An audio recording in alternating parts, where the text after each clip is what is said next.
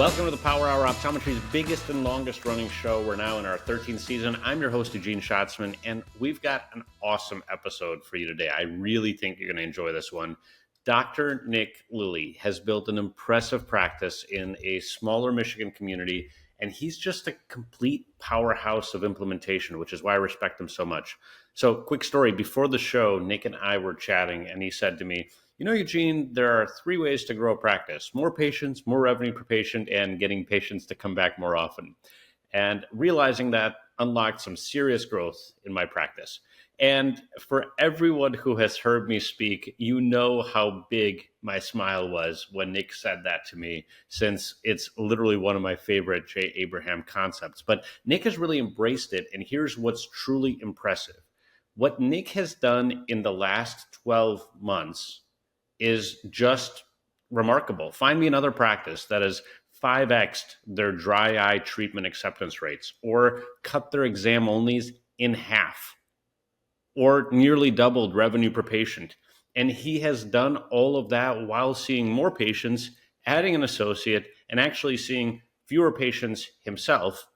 So Nick is just kind of a remarkable person, because there are people who go to conferences and they kind of get good ideas and maybe they'll implement something at some point in the future. And then there's Nick. He goes to see a study group at PERC and then he just implements. In this episode, Nick shares his playbook, his dashboard, how he motivates his team, how he's built a culture of accountability, how he gets his associates to perform at a high level. We also dive into his approach on video content, which kind of grew out of his passion for teaching, and his unique way of presenting dry eye packages, moving away from discounts and actually getting more patients to say yes.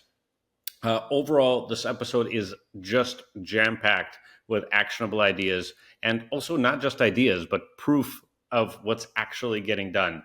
I know you're going to get a ton of it. Before we get started, just a quick reminder, make sure that you're subscribed on YouTube, Spotify, Apple Podcasts, wherever you listen, so you never miss an episode. And if you'd like to reach out with feedback, questions, episode ideas, or just let me know what you thought about the episode today, connect with me at eugeneschatzman.com or on the Power Hour website. I love hearing from you. And now let's go into the conversation with Nick. All right, Dr. Nick Lillie, welcome to the Power Hour. Thanks for having me, man. I'm excited for the conversation. Yeah, so I am so excited to have you on the show, because I think, and I was thinking about how to start the conversation, and just to give people a little bit of context about your practice, why don't you just tell everybody where you're at geographically and kind of just a couple little points about your practice so that our listeners can see themselves through you. Absolutely. So I'm in Allendale, Michigan. So Grand Valley State University is a D2 powerhouse for football, all D2 sports actually, and that's Allendale, Michigan, about 15 minutes west of Grand Rapids. So I graduated in 2011, started cold, and for the first 13 or 14 years, 1,600 square feet, and slowly learned the business, learned what I was doing. And this past October, I went from 1,600 square feet to 3,500 square feet. We have 4 exam lanes, 2, in addition to the 4 exam lanes, 2 dedicated dry eye suites, and add an associate this fall. We're looking to add another associate in the spring. So that's kind of us. We do a lot of 3 things I try to focus on. 1, dry eye, ocular surface disease, ocular health and wellness. So that's your MAC degen, glaucoma, just health of the eye. And then we try to do optical. It's a big part of what we do. I don't want that to be the focus of where we're going in the future, but right now it's a focus of what we do. So those are the 3 things. But my passion is the anterior segment, dry eye, and growing that practice. Yeah. So Nick, the thing that happens to most practices after expansion is, as you try to scale, your numbers get a little bit worse, because, and this is true for most practices, is that when you are one rock star OD, which you certainly are, you put up some crazy numbers as a single OD before you got your associate. But in full disclosure for the audience, Nick and I worked together, but I selected him for this show because his practice is truly, truly remarkable, and I happened to have the honor and the privilege of kind of having a backseat view to some of your success. And so I want everybody to know what you're doing up there in the driver's seat. So the interesting thing is that, you're remarkable. I just want to contextualize for everybody what you've gone through. So you were a remarkable rock star single OD in your practice. And then you let go of the doc a little bit, and you invested heavily into increasing the size and scale of your practice. You brought in another OD as well. And as a result, most practices, right, because you now have more to manage. You yourself, as the guy who was seeing patients and kicking ass, you now have more to manage, a bigger operation, more people, more details, more things happening. So what happens with most practices when they go from A to B, is a relatively simple operation. Now it's a more complex operation. Now you got to deal with an associate. Now you got to, and the associate's never quite, it's never quite you, right? So what happens to most practices is their numbers start looking worse. And your numbers have probably done one of the most remarkable moves that I've seen in the last year in any practice. And I'll give the audience just a little bit here, just because I enjoy bragging on you a little bit. But the reality is that you've gone from a 59.7 exam only rate this time last year, Nick, to a 33% exam only rate this year. I mean, a 10-point move in a year is insane. You went from 59.7 exam only to 33 exam only. It didn't change you're still in Allendale, Michigan, still seeing the same patients, like that's kind of pretty remarkable. Your revenue per patient went from something like in the 300s to regularly exceeding 600 sometimes, right? And, Yep. Most of the time above 500. And your conversion rate for dry eye pickups or for dry eye treatment plan acceptance has gone from something like 10% to closer to 47%.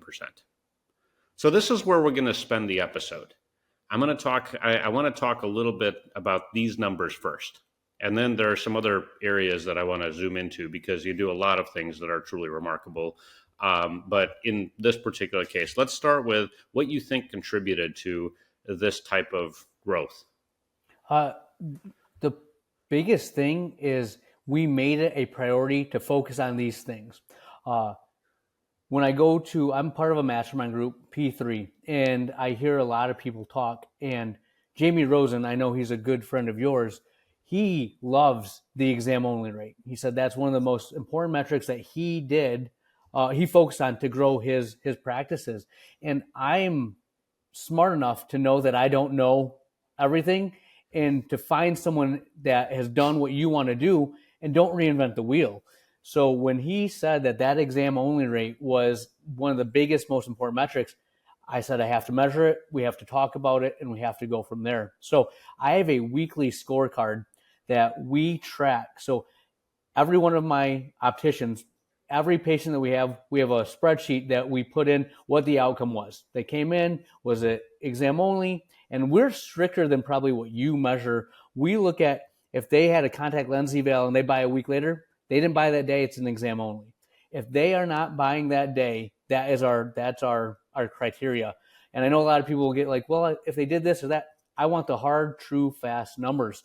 That's fantastic. And by the way, that is exactly what I call an exam only. That's what Jamie Rosen is the same person who taught me about the power of exam onlys, and how unfortunately that metric isn't driven enough in the industry. So yeah, I mean, even if they went home with trial lenses, that's still an exam only. Right, exactly. And that's how we approach it. And I meet with my front desk weekly, I meet with my optical weekly, and I meet with my associate weekly, but we talk about these numbers. It's a report that my VAs put together. It's on everyone's desk Monday morning. We come in, and then we're going to talk about those numbers. And the cool thing is, my staff, when you're starting to get your messaging through, is when they start repeating what you're saying. and they'll say, hey, our exam only rate's a little higher. What did we do? I'm like, hey, it's a time. You keep doing what you're doing. We emphasize the principles. Like, make sure we go over that they have a frame allowance. Make sure that they go over that they have put money towards this. Get them to buy. We have rebates. Save the sale. Whatever we need to do. Like, I know year supplies are a big thing, but if they're not going to get the year supply and they're going to walk, get them that 3-month supply. What can we do to get them to make that purchase? Because at the end of the day, when they're working with us, it's better for the patient. We're easier to work with. We're going to stand by what we do, and that's what we're doing. It's not only that number. It's we want them to trust us like they do with eye care with the products that we're selling as well. And that is kind of just one of our core values that we're emphasizing, is that they trust us and we're going to take care of them. So we made it a huge focus, and it's really what you measure gets managed, and we measure it on a weekly basis. So what else is on your scorecard? You said there's a weekly scorecard. Yep. So we have exam only rate. We track our pre-appointments. I like to say, especially to my associate, that's your bloodlines. You want to be busier, you pre-appoint what you have now, and a year later, you're going to have a full schedule. So we track our pre-appointments, our frame capture rate, lens capture rate. We look at our dry eye evals, our advanced therapy signups, and then how many treatments did we do. For the front desk, we look at fill rate, how many times they're getting multiple appointments made. So that's something that they're tracking. So farming. Nice. And then we track and this is more of a metric for the front desk, but how many charts each person makes. Because we were having an issue where we weren't preparing, but now when they look at the spreadsheet, like I haven't made any charts, or Alicia's made 10 charts, it keeps people going. We've been more efficient in that aspect. We're making more like appointments for whole families, but it's something that we talk about and then we call it out. Like, hey, great job. You did a good job here. It's just something that they want to get the praise. We're emphasizing what they can control, and then we're calling them out for it. So it's been really cool to see that transition, because when we first started, I did it for about 2-3 months, and the numbers were horrible. I said, this is now our standard. This is our baseline. And when we focused on it, I just saw the numbers, like the percentages move in the direction that we wanted, just because we paid attention to it. So Nick, how did you go from getting your staff not looking at the numbers to, like, was it just you sitting them down, or was it like, how did you get the culture to shift in your office to be to start looking at these numbers? That was a conscious effort. And one of the things I had to do was we've always worked 4.5 days a week. So we Monday, Tuesday, and we work 9 to noon on Fridays. I like to give them it off. We hit a point where I said, I cannot be in the exam room as much. So I work Monday, Tuesday, Wednesday for patient care. Thursdays, all I do is meet with the staff, meet with my team. I have one-on-ones right now. This is not scalable, but right now with where I'm at, I'm meeting with every single person in addition to my team meetings, and we're talking about looking at your numbers. And that's the thing about the scorecard. It's each doctor individually and every staff member. And it's not the sense that we're calling you out, but I had a staff member that had 0 pair 50s, right? So we were looking for a second pair sales, right? So she had 0. I'm like, hey, Abby, are you talking about this? What's going on? And she's a little shy, and she's like, I don't know. Well, last month, I think she was at 24%. She had a great month, but that was 6 months of us talking about it. And when we do, I'm like, well, Alicia has a great percentage. What are you doing, Alicia? How are you doing it? And it allowed them to share. They took ownership, and it wasn't me telling them. It was them encouraging each other. And by them encouraging each other, it just built the culture of, this is what we do. We're open about our numbers. If we're not where we need to be, we're going to help you get there. Or what can we learn from each other? And that's helped a lot as well. So it sounds like you're constantly looking for exceptions, and you're either on the positive or on the negative side, and you're looking to change the behavior behind the numbers. Yeah, absolutely. And it's one, they don't realize what the numbers are, but now they'll look at it. They look at what we do as an individual, as a staff, but they look at their own numbers too. There's a sense of pride to that, and you have to be careful, because if you make it too certain of a way, you can have people going against each other. Mm-hmm. But we always win as a team. So if we have a metric that we're trying to hit, if there's a reward, everyone wins. This is the techs, they talked about the sunglasses, they talked about it, the doctors, and then the opticians. It's not like the opticians get everything or the techs get everything or whatnot. We are a team. We rise and fall together. So that also has been very good, because if the front desk sees that the opticians are doing X, Y, or Z, they know they're going to benefit from it as well. So it builds that culture that I'm trying to have, where we all are working together, all rowing in the same direction. Yeah. So, what kind of incentives do you offer the staff? I heard you talk about call outs, which I think is actually super important from a culture perspective. What else do you do? Well, with the call outs, it's something. I come from a sports background, and you watch any football team, they have a good player or whatnot, they get a sticker on the helmet, right? Little Michigan has their thing. The Buckeyes have their Buckeye there. Ohio State, Eugene. Listen, I I know. went to U of M. I went to University of Michigan. My Good. Ohio friends don't really like that about me, but Right. Well, we root for the same guys. I love it. We have little. I found little like pins, and then when we move to like scrubs, we have little like tie clips. But they get a pair of glasses that they put on, and they wear that as a badge of honor. So they're walking around with those tie clips, and then people ask like, "Hey, what are those for?" And then they get to express it to the patients. They're like, "Oh, that's really cool that they get to see that." So they're talking about it. They see that amongst each other. We then take those things at our office meeting once a month. They turn them back in, and then they're entered for raffle prizes. So some of our core values will, like, I call it expertise. So they get to go out to lunch with the doctors, or they get to get a comfort food, whatever that is, and they get it for the whole office, or they pick a lunch for the whole staff. Just stuff that they get to do with that. So those are little rewards that I didn't want to be monetary in value. I will hit percentages. So our baseline is a certain percentage. Like I'll incentivize frame sales more than lens sales, because if we're selling a frame, we're selling lenses, Right. right? So they'll get that. If they hit a certain percentage, they get like $5 goes into the bucket, and at the end of the month, everyone gets a little bit. It doesn't amount to too much for individuals, but they've had months where they've had $100 to each person, right? It really depends. But then I'm like, hey, the bar's moving. This is now our new standard. So I move it up 5%, or I move it up another 10%. And they have tiers that they can hit. So we generally should be able to hit our minimum, and they get a certain reward for that. But if they hit like 40% on daily lenses, and that's a team effort for all of us to sell those to fit them, or year supply sales, then they'll get a bigger reward. The bigger things that move the needle, I try to give a bigger incentive for. So that's just something that I do from a monetary perspective.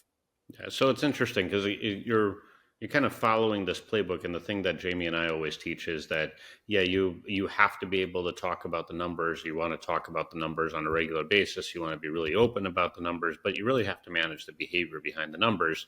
What's interesting about what you're saying is that looks like you guys are identifying some of those behaviors, and you're trying to replicate a lot of those behaviors. So I'm curious, when it comes to exam onlys, and we're going to move on to some of these other metrics momentarily, but when it comes to exam onlys, Nick, what are some of the behaviors that you recognized that are now like absolutely standard operating procedure that you weren't necessarily doing consistently a year ago, but by looking at these numbers and identifying the behaviors behind the numbers that you were able to track down? Uh, One of the big things starts with the doctor, right? In the exam room, we talk about where they have, and we come to an agreement. Like, okay, so if I'm hearing you correctly, you like the progressive, you're on a computer, I want you to get the non-glare coating and the anti-fatigue lens. All right, good. And then when we go to the handoff, we're assuming the sale. We go in, tell the doctor or tell the optician in the handoff, all right, they're going to get the non-glare coating. They want the blue light filter. The last time they got a frame, it was a little too wide. Make sure the fit is good. And instead of asking, which I hate, if you want to look at frames today, get up. Did you want them to have color, or do you want it to be metal or plastic? Ask the question, assuming they're going to get the frame. And it's more of the assumption that they're going to, and then they kind of go along with it. When before it was more of like, do you want to do this? Were you planning on getting glasses?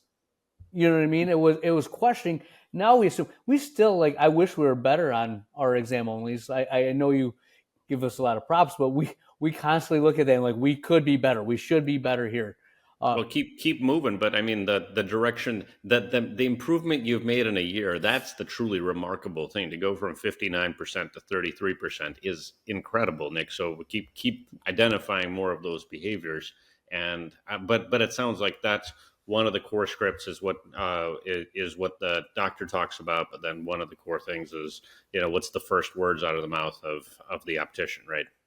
Absolutely. And that's just the mindset that we have, is assume they're going to get that. And then we talk about, if they say, I when I started, I was my own optician. I started off as an optician. I will tell them, this is what I like to do. When I had this, I would do this, and just give them ideas. And sometimes they don't know, like, oh, that's okay to say that. It's okay to use that technique. Like, one of the key things is, like, they want to use their own frame. Like, do the math. Just so you're aware, it's only $50. We can get you the same frame, but then you have a backup. Oh, right. I didn't even think about that. Yeah, exactly. Because if something breaks, now we can just switch this over. But it's encouraging them to use what they have, even if they want to keep the same frame. We still have that on the board, and now you have a warranty on the frame. It's just little nuggets like that go a long way. And my opticians, none of them are from the industry. So exposing them, letting them know these little tips and tricks, I think has been very helpful for them as well. Yeah, it's awesome. So let's talk about your dry eye side of the equation. So, I mean, you're really committed to dry eye. Tell the audience a little bit about the sort of separate dry eye center that you've built, and talk a little bit about why you decided to do that. And then let's talk about what you've changed procedurally over the course of the last year. Yeah, for sure. So we have Family Vision Optical as the main business. Currently, we have a DBA, so do business as Rejuvenation Dry Eye Center. We did that because we knew that it was hard for other opticians, other ODs, to refer to Family Vision Optical. We all are very, we don't want to lose that glasses patient. We don't want to lose the family to the office. But Rejuvenation Dry Eye Center, oh, I'll refer to there. We get a lot of referrals because they don't associate us with the Family Vision Optical aspect. In addition to that, we don't want to take your patients. We want those trainer X. We want the hard patients that you don't want to see, because we really have fun with it. And I think one of the biggest things about that is, me and my associate see eye to eye. We have an authentic passion for dry eye. So when they're talking to us, we're legitimately excited about this. When I go home and I'm reading about stuff or looking at it, this is the stuff that I enjoy. I'll sit in webinars. I literally took my wife for her birthday to Chicago to a conference about this. Like, hey, babe, it's a business expense, but we sat in and learned about a RF and all that other fun stuff. I love what I do. My goal is to one day, in the next year or two, to have Rejuvenation be its own standalone center. I want it to be a referral center. And just for my own personal perspective, AI is a big talk. Like, AI is going to take over X, Y, or Z. One, AI, when you look at what they're doing, it's all posterior sag. Even AI doesn't care about the front of the eye. When you talk to my colleagues or any corneal specialist, they don't really care about dry eye. They don't. They want that. I'll take those patients. And one of the coolest things, Eugene, the thing that really gave me juice, is we had a patient that got referred to us. Kalamazoo is about an hour and a half south. And the doctor referring said, you can go see the University of Michigan or Rejuvenation Dry Eye Center in Allendale. And I made a big deal about this. I talked to the whole staff about, they said this. That's a testament to me and the other doctor that, one, we're committed to this. But you guys, when they go to most offices, there's like one person they can talk to. Every single one of my staff members knows the commitment, knows the value. They can talk about the treatments. And I said, that's huge. That's one of the, like, I haven't made it, but University of Michigan's a big time Yeah, that's thing. pretty good stage to be on. You and the Right. University of Michigan, that's pretty good. So I just, that's so cool to me. So that's what I love about dry eye. In So, the past, Nick, go ahead. on that topic, just before we even get into the way that you position dry eye to your patients, how did you let the doctors around you know? And again, I mean, I think anybody who does a little bit of checking isn't going to be fooled by the fact that you have a practice at the same address, right? So, like, Right. there's obviously an authentic component to, yes, you refer them to rejuvenation, but we do have a practice at the same place, and we're not going to steal your patient. So, like, talk a little bit about setting up that referral center, a referral program, what you did specifically, and kind of how you continue to do that. Well, two things with that, Eugene, is one, and as you know, because I work with NSG in this sense, is that we haven't even really started marketing it yet. This is I we have good SEO. We if you look at what I do a lot of videos on YouTube, and a lot of them have dry eye focus, and I've been doing that for 5 years. Every week we're putting out videos, we're putting out content, and I've been doing that for 5 years. Just one, because that has helped me discuss it with a patient. So any dry eye aspect, I have a way to say it, because the person that helps me record that is my wife, and I'll say something and she'll be like, that doesn't make any sense. So I have to bring it back and make it. So now you name something, and I've had conversations about it. I can refer patients to the channel, but that's kind of helped us be found. And we haven't, like I said, we haven't even really started marketing what we do on a bigger scale. That's in the next quarter is what our plan is, to blow that up. But just being out there, being able to be found with search has been probably the biggest way that they've found us through referrals. And so I want to speak to that for a little bit, because I think that, and actually, as you know, I tend to point this out in some of the conferences where I speak. I actually use your practice as an example, because what happens today, and from a search engine optimization standpoint, is that you still have patients who still type in keywords like dry eye doctor near me or eye doctor near me, and they look for stuff. And obviously, still, we call it the snack pack, those pack of three. People still look for that and click off of that on Google. And yes, there is a small chunk that gets taken off by ChatGPT, and a little bit that gets taken off by the Google AI search component. But the way to inoculate your practice against that, and Nick, you've done an incredible job with this, is that to create truly authentic content, because AI has a really hard time creating truly authentic summaries, right? And so what it'll do is you get cited a lot when somebody searches eye doctor, or even if we say dry eye clinic near me, and we're not anywhere near Allendale, Michigan, but we're in Grand Rapids, which is a major town over, and we do these tests. So your GeoGrid just kind of explodes green, and the reason it explodes green is because we can link all of that authentic content that you create. All of those videos get linked up to all of your local snack pack searches, so that Google still decides, oh, that guy has the most amount of authentic expertise. It's not just an AI written blog, or it's not a AI written, quick summary that, some AI wrote for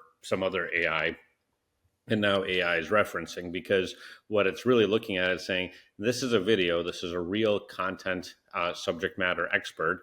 And the truth is, Nick, you started doing it. I think your videos look great. I do think that your channel has, kind of the impressive flair that a traditional, a YouTuber would have, potentially, or a traditional content creator would have. You've invested a little bit, I think, into higher quality production as you go along, but it's not. I bet you would say that it's not that complicated to record it now. How long does it take you, and how do you come up with your ideas? And how long is each video, by the way? Just tell the audience. Yeah, so right now we've been I just so you're aware, I have 4 kids, 3, 5, 7, and 9.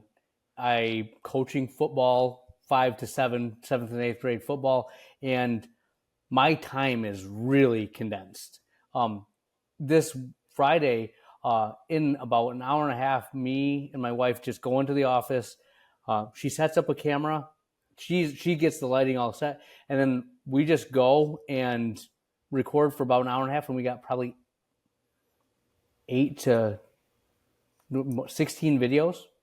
and they last. They're shorts. We used to do longer form content, but that was just so labor intensive that we just went to shorts right now. So they're under a minute, really quick for the most Yep. part, and just the way we come up with content is, one, we've gotten better at finding out what a hook is. So we'll sit down every Monday and we said, let's come up with 2 video ideas. We have a topic, and what's the hook going to be? What do we want that hook to be? We come up with the hook, and then we put that in the library. And then we had someone, Ilka, gave us a list of just questions that patients will ask. I'm like, those are videos right there. Just literally, what to expect in an eye exam. What are you looking at in an eye exam? Why do my contacts get dry at the end of the day? It doesn't have to be rocket science. It's the same things that your patients are asking every single day. Just answer that in a video, and it really goes. And I cringe when I look at some of my early stuff. It's hard. Like, you talk about it all day, but then you have this mindset that there's a camera on you, but you have to fight through that and get it. Honestly, if you do it every week for a month, you will get better. It's easier. And I used to have these long, drawn up things. Literally, I'll have the question and I can just go. Yeah, and it sounds better when it's authentic, for sure, Nick. And by the way, where Ilka got that list, because one of our employees, or where she got that list, is we tell doctors all the time. We say, hey, do me a favor. If you're looking for ways, or looking for content ideas, just keep a freaking little notepad. And it doesn't even have to be a notebook. Like, keep a large, oversized sticky note in the drawer of your desk in every single exam room. And when a patient asks something that makes you that's like fun to explain, or it's not a question that you get every single day, just jot one down. And you don't even have to type it up. Just snap a picture of the notebook and send it to us. And then, we get these pictures from all over the practices, from all over the country sometimes, where they'll be like, oh, okay, cool. Like, these are cool questions that patients are asking. But the reality is, like, those are great. Those are those doctors. They're the ones that they find interesting. So when somebody asks you a dry eye question, you'll jot it down. You'll say, hey, yeah, that's a good one. I'll think about that. If you get a question about something you're not so passionate about, you may not, I don't know, you may like myopia, but like, if somebody asks you about that, you might be like, okay, I'm not going to write that one down. And I didn't have fun answering that one, as much fun as I did answering that. But somebody who loves myopia management might jot that down. So my point is that, everybody can. I don't think you have to look really far for the kind of content that you would be good at producing, because the stuff that you have fun explaining to patients, right? It's the spiel that you like giving to the patient that's sitting in front of you. Can I tell a little story about that? So, Please.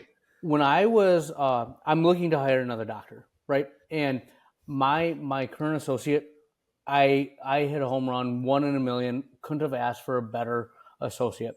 And she is passionate about dry eye. Well, she's more reserved. I'm very outgoing. I'm always talking to the staff. I'm doing, like, the meetings. They're thought out, and I can just go and talk forever. And she asked, like, are you going to hire someone like you or someone like me? I go, like you? What does that mean? And she goes, I'm a little more reserved and whatnot. But we had just went to an ex-Denby dinner, or Oxervate dinner. And this is about neurotrophic keratitis, right? And she was like a kid in the candy store. Her sitting next to me, she's like, look at that. The treatment group got better by like 33%. This has happened. And I said, you realize that that's what motivates people. Authentic passion for what you do. And she goes, what are you talking about? I go, just tell the staff about that. I go and I'll say, I watched this video about X, Y, and Z. And again, I literally did. But I know that they're like, man, he's a nerd, but he knows this stuff. She did that. She went into the exam room and someone had like almost like a systemic thing. And she's going off about nutrients and stuff like that. And the patient's mom looked at her and goes, you really enjoy this, don't you? And she said, yes, I do. I said, that's your fuel. That's your juice. Just be authentic and passionate, and no one can duplicate that. And that's where she's really taken off, because she's embraced that. And that's what we need to do as clinicians, is we try to measure ourselves with someone else's measuring stick. I'm supposed to do myopia management. I'm supposed to do scleral lenses.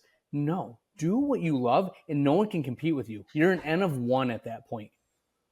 Yeah, I that's so well said, Nick, because in my opinion, it's like when and you hear this all the time, is that when you really love what you do, you don't feel like it's work. And Right. it comes across. It really comes across when you love what you do. So when we come back from the break, I'm going to ask you some of the things that you do when you present your dry eye packages, because that acceptance rate is pretty impressive. And then I'm also going to talk to you a little bit about how you manage your associate, because it tends to be the case that most associates have a hard time keeping up, and yours got right in there. So we're going to talk about that after the break. We'll be right back on the Power Hour. All right, we're back on the Power Hour. Dr. Nick Lillie. So we were talking about your dry eye practice and your referrals that you're getting from clinicians and the content that you've been creating. But the fact is still that about a year ago, you had 4 years of content, you had a bunch of referrals, but patients were accepting treatment at a rate of maybe 1 out of 10. Today, patients are accepting treatment at a rate of 47%. You had this is one of your other remarkable transformations over the course of the last year. Tell us how you did it. So one, the dry eye center, having that there has been a huge thing. They walk in and it's not just something that we do in a closet. It's not something that we pull out there. It's a focal piece. So any patient coming in, when they see the office, they walk by that dry eye treatment room. And we do that on purpose. The door's always open, the lights are on. I'm like, I want the stuff to be seen, and it raises a question, right? And then from that, we invested and we got one of the biggest things that we've made a change on is if a patient comes in and they have pressures of like 28 or big nerves, you're going to say, hey, you have glaucoma. We need to do something about this. No question, you act. We have interior segment cameras, and we had a myographer before that we've added, but we do myography on every patient 18 and older now.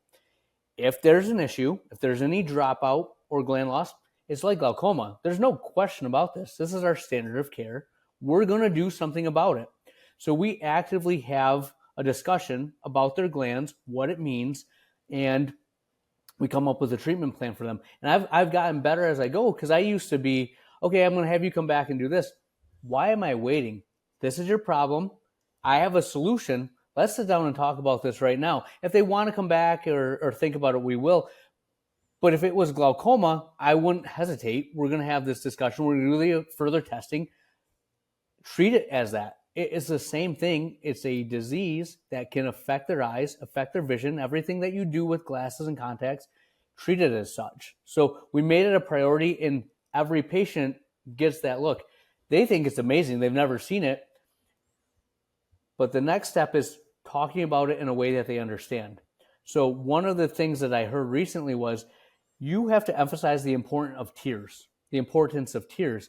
And your cornea does not have blood vessels because you couldn't see through red, you couldn't see through blood. Your tears are how they get oxygen. Your tears have, like, per one drop, like 1,500 antibodies. It's how they fight infection.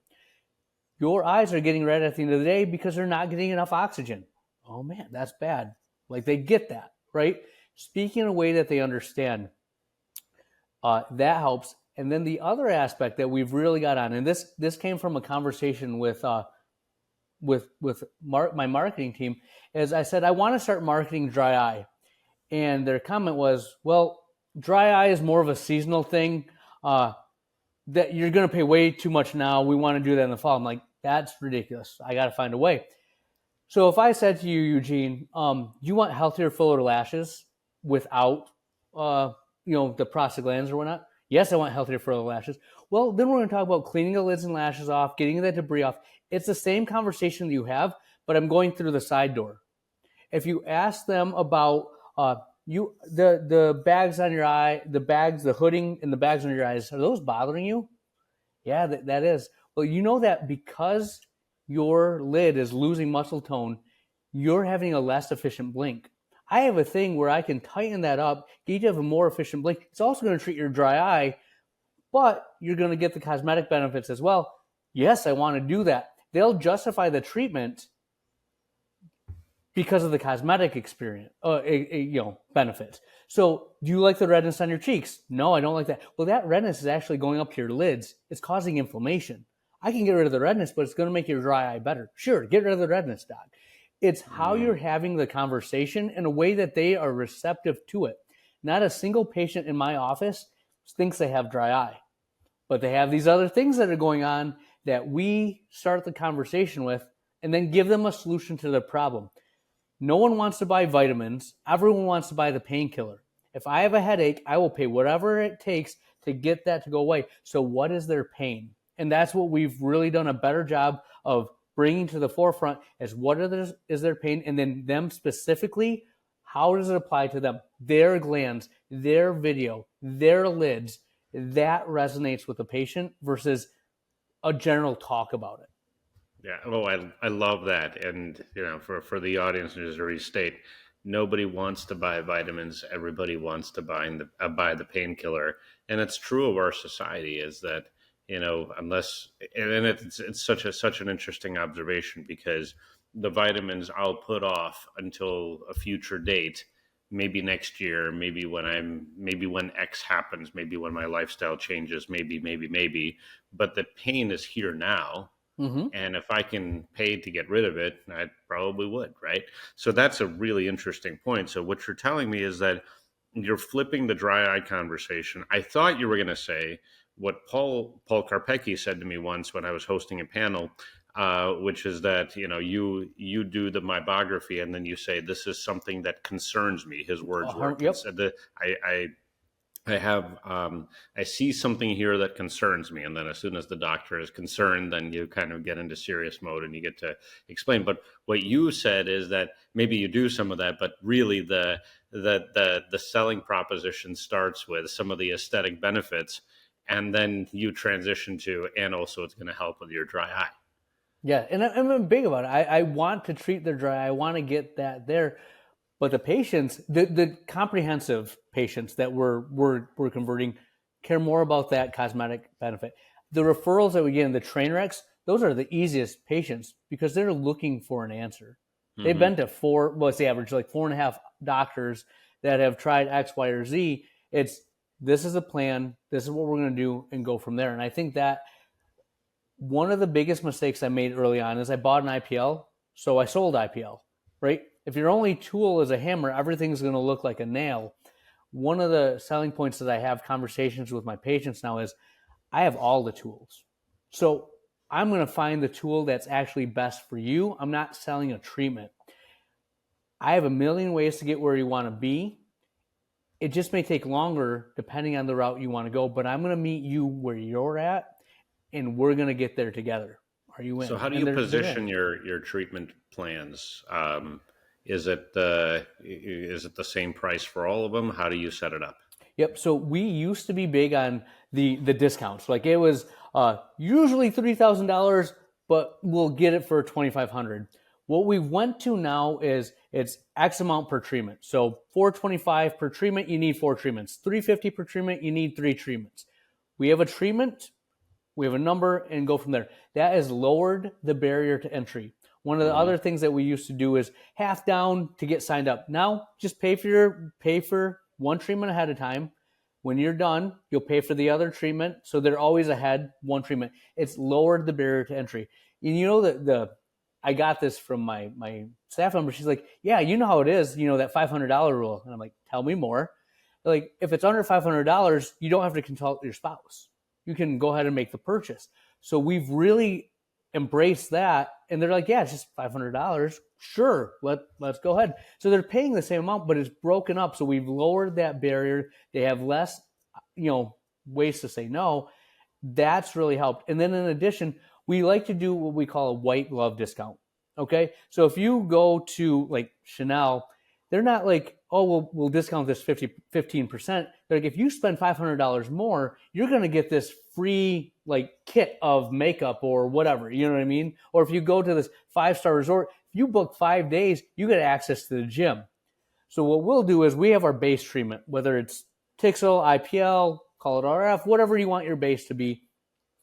Then when we come up, I want them to get LLT and a zest treatment. Include that in their treatment, but we're going to do the IPLs, give them these other things as free. Again, they see value, they see added value. Let's go. So, and it seems like it answers my question, which is that, how many people put off getting the second and third treatment if there's an incentive to get the second and third treatment done, because then I get all these freebies on the other side. That's a ninja move to, essentially lower the barrier, lower the pricing barrier, and get the full retention of the patient, right? absolutely. And I haven't played with this yet, but one of the biggest things is you never make the first visit free. You always make that second visit free. Whatever it is to get them, like if it's 3 times with you and they will never go anywhere else, well, make it so they get to that third time. So you got them. So whatever we can do to get them to see us. I used to say, give me one exam and I'll have a patient for life, right? What barrier do we have to lower to get them to see what we do differently, to get them to experience us, and we'll go from there. And that might be just the ignorance or the naivety or how I talk myself up, but I tell that to our staff. We do it differently, and we have that mindset. Like, we're not the right flavor for everyone, but people that like what we taste like, they're never going to go anywhere else.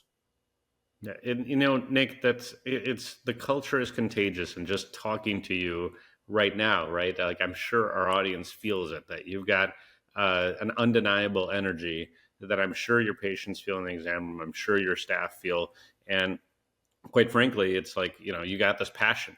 So the question I have, and I want to shift gears to your associate now for a moment, is you mentioned that she's a little bit of a different personality. You're a little bit more of an extrovert. She's a little bit more of an introvert. So how did you get this associate trained in your practice, on your culture, performing their own way? And I'll tell you why I asked this question, because there's a lot of, I've been to Allendale, Michigan. It's a lovely place, but it's probably not the place that's like number one on everybody's list to go after they graduate optometry school, right? So there are major cities that draw a lot of people, and it's really easy to recruit. But sometimes, I'll talk to somebody in a rural part of the country, or in 4 hours away from the major airport, like you, and they'll say, well, it's great. However, I got my associate and I'm just lucky to have him. So, I'm not really going to push that associate that hard. They'll do what they need to do. They'll do what they want to do. But, as long as they're seeing patients, I'm okay. What did you do differently? And how did you get your associate to sometimes outperform you, as far as I can tell? Yeah. Well, step one, she has allowed this to happen because she's been receptive and trusted me.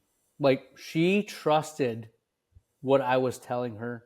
And then she's probably the best person I've ever been around for taking feedback. I've never been like, do it this way. But what we do is we have a weekly one-on-one, and I'll go, okay, go in, show me how you do your exam. And she'll do it. And I'll go, okay, come to my room, and I'll show her what I do. And just a little nuanced difference. And she's like, cool, I didn't realize I was doing that. Or I would go through all my list of patients. This is my thought process. This is how I did this. This is what I needed to do. And then the other thing was making it simple, in the sense that efficiency was a thing that we talked about a lot. And I said, what are the basics? You're always going to do a refraction. You're always going to do a slit lamp, right? Regardless of what's going on, you have to get those out of the way. And then when you're going back and putting stuff in, then let them talk. Don't get caught up in too much of the talking. And then learning, I'm just naturally good at directing the conversation. Hold on, let me take a look. Because they think something magic happens behind that slit lamp. They stop talking. They're looking. You come back. Now when you say something, what do you see, doc? What do you do? They're engaged, right? So I kind of just showed her that. She trusted that. But the biggest thing out of anything that I'll say, and this is what I'm doing, I've learned this from her, is she's here because everyone that she was at, where she was at, told her they were going to do dry eye, and then they put it off, and they put it off, and put it off. Every doctor that I come in, I give them my vision. I ask them, what do they want? And one of the questions I didn't ask Dr. B, I kind of knew, but I asked the other doctors now, in 10 years, what does your vision look like? What does this make this a success? Right? And I'm going to create that environment. If they jive with me, this is what we're going to make. And to Dr. B's credit, I probably bought 2 houses and whatnot, or a couple of small cars of investment into this because I believe in her. I believe in us. We're building this together. And it's not only that I talked it, I was doing it, but we brought in another piece of equipment. I got her an interior second camera with me getting one. Like, we're both going to do this. Let's go. The first, like, I'll tell you, from October to probably May, I was just, like you said, growing new stuff. I said, all the dry eye patients, give them to her. She has to learn to cut her teeth. She has to figure out, fall on her face a few times, knock on more doors. That's how I learned. And I said, I figured it out, and you learn how to communicate. Give them all to her. She'll figure it out. And now she knows how to do it, has a conversation. One of the things she said is, we came out, and I asked, how'd that go? And her comment was, well, the patient didn't sign up, so it didn't go well. And I said, not at all. We do not judge ourselves based on outcome here. Did you do what you're supposed to? Did you give them the best, X, Y, or Z? She's like, okay. And now she judges it on, is she doing everything she can that she can control? And knowing that this isn't where you throw the kitchen sink, you have to walk before you run. We know exactly what they need, but get a small victory, build trust, see that win, and then expound on it. And now you have them, and they believe in what you're doing. And she went from trying to do everything all at once to connecting with the patient, understanding where they're at, and meeting them where they need to be. Because she'd ask, like, why are you doing this? Why are you waiting to do this? Like, because I have to build that trust. We have to get a small victory. And she kind of like, what do you mean? But then she saw it. She gave them everything, all right, but they were overwhelmed. But now she breaks it into bite-sized pieces. One of the things you said in the very beginning, which I thought was really fascinating, Nick, is that you almost like glossed over this. And I would be willing to bet that many people who are listening to the show don't do this, but it sounds like you guys observe each other all the time. Yeah, oh, absolutely. We're a completely open book. Like, this so is like what I do. You will sit in on her exams. She'll sit in on your exams. She'll sit in on my exams more than I'll sit in on hers. I don't want to make her feel self-conscious with it, but I'll ask her. We'll go over the chart. Like, hey, what did you do here? Walk me through this. Okay, what can you do? And then we'll role play. Like, go in. I'll be the patient. What are you going to do? So that's that. She sat in on my exams more than I've sat on hers, but that's more of a one. I want to build her up in terms of why is he sitting in here. I had a doctor tell me though, because with the new doctors I'm bringing on, they're going to be probably a new grad. Yeah, they're a great doctor, but they don't know our technology. So I'm going to monitor them in case the computer freezes up or whatnot. Oh, all right, that makes sense. I'd never want to take away credibility of the doctor like they're being shadowed, but I'm going to help them with the technology that they are very new to. So I do plan on doing that more with the new hires.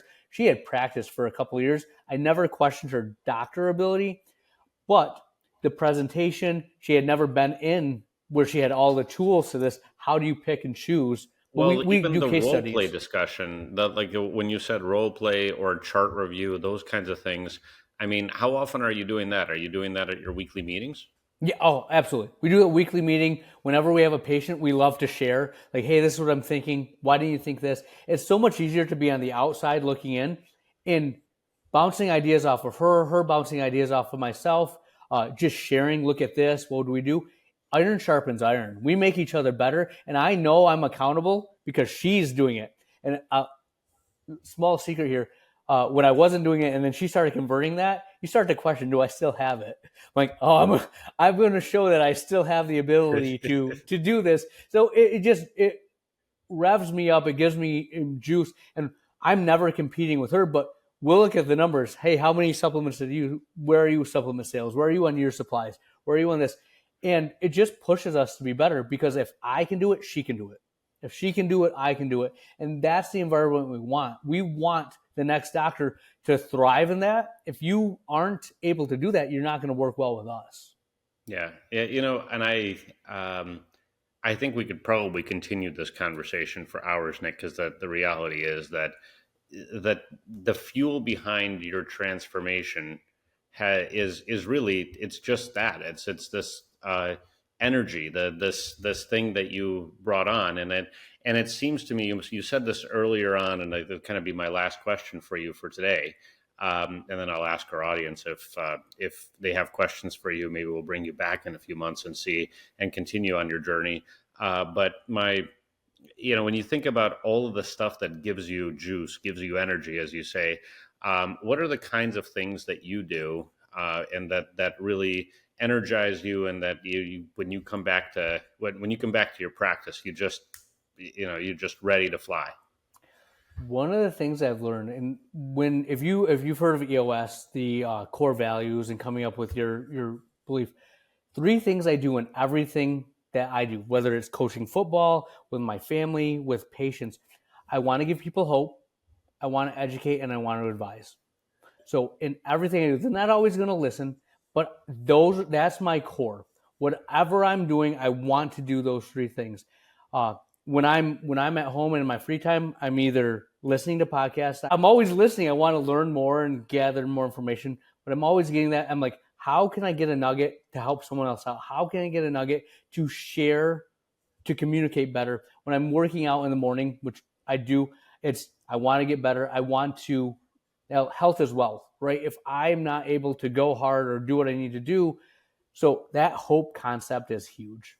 Educate, I just love to learn, and I love to share and teach, and then advise. That's what we're doing in all that we have. And I always tell people, I'm either a great example or a horrible warning. Either way, you're going to be better off from listening to what I have to say, because you'll go one of two directions. So Yeah, and it sounds like you've got a group of colleagues in that study group. What are some of the most valuable things that you've taken away from some of that study group experience? number one, there are so many more people that are 5 steps ahead of you. And doesn't mean that they're better than you. It just means that they've been on the path longer. But talk to them. Their mindset is so different than yours. I was talking to you at one of the meetings, and I said I was thinking about, use it or lose it or this. And the big dogs, the people I want to be, are thinking 10 years down the road. They could give a crap about, use it or lose it.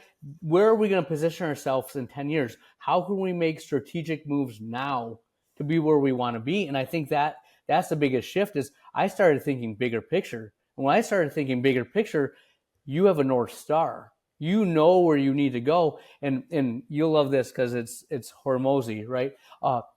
What's the definition of strategy, Eugene? Go ahead. It's knowing what to say no to.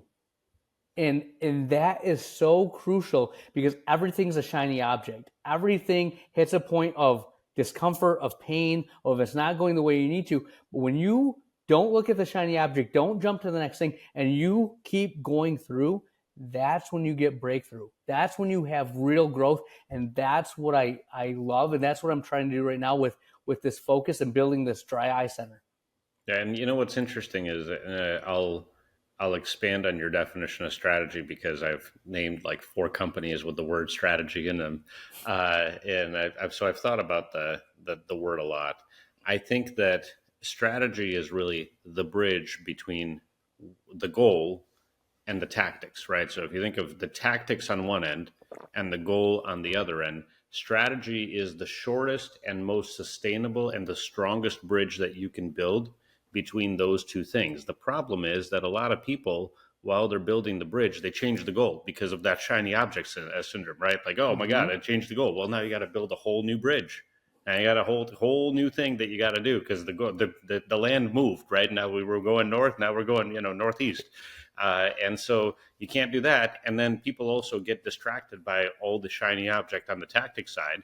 And so all of a sudden you're going in a different spot on the land as well, So the idea is that you have to connect them in the most efficient and the sturdiest and the most sustainable way, and you build that bridge between. But you have to be able to articulate the goal and the vision, kind of in the same way that you're talking about. The goal can't be like, tomorrow this is what I want to do. That's part of the strat. That's part of the implementation, right? The goal is the big picture that you have to be able to see, and you've been able to visualize that incredibly well.